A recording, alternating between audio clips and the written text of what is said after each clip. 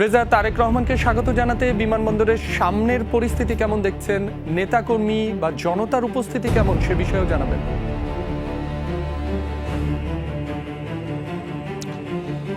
মাসুম রাব্বি, আসলে দুটি বিষয়। জনতার উপস্থিতি, আমরা যখন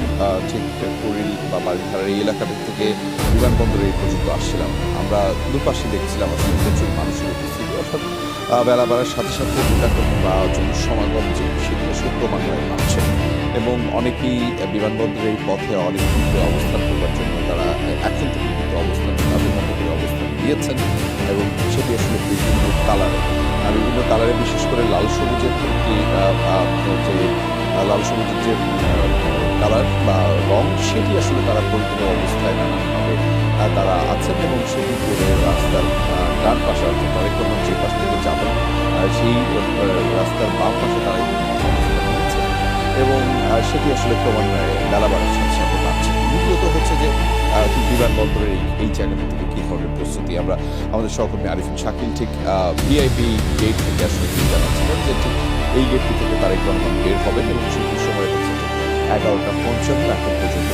সময় এবং তাকে বহনকারী বাংলাদেশ বিমান বা বাংলাদেশ বিমানের যে এয়ারলাইন্সটি সেটি BG202 এই মুহূর্তে আফগানিস্তানের আকাশ সীমায় রয়েছে এবং তার পরবর্তীতে পাকিস্তান হয়ে তারপরে বাংলাদেশে আসবে এবং বাংলাদেশে আসার পরে মূলত সিলেট হয়ে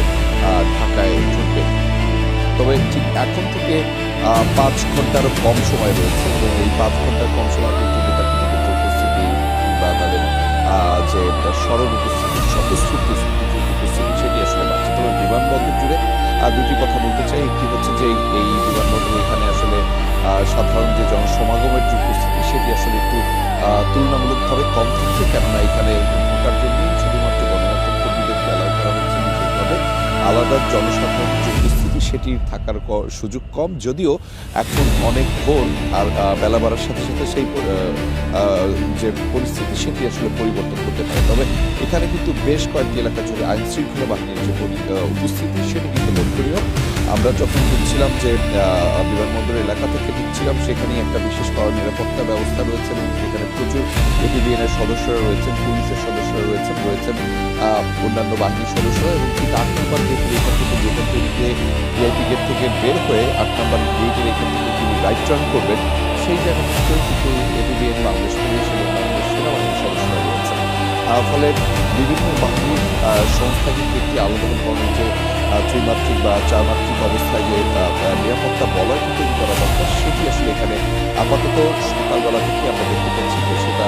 তাদের মতো করে অবস্থান হয়েছে। অর্থাৎ ওনার আসার সময়টা কমে আসলে কিন্তু বেলা বাড়ার সাথে সাথে সেই পরিস্থিতি বা নিরাপত্তা বলার মতো আরও কয়েক স্তরের বাড়ানো হবে বলে আমরা ধারণা করছি। কারণ আমরা রাস্তায় যখন যে সড়কটি ধরে মূলত বিমানবন্দরের সড়কটি ধরে যখন আসছিলাম, সেখানেও দেখছিলাম যে পেট্রোলিং অবস্থায় কিন্তু বেশ কয়েকটি পুলিশের গাড়ি কিন্তু দেখা যাচ্ছিল, যারা অনবরত যাদের মোবাইল টিম হিসেবে এই গাড়িগুলো চলছিল। ফলে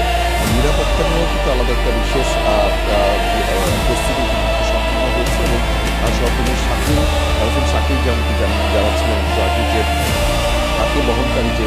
গাড়ি বহনটি সেটি কিন্তু ইতিমধ্যে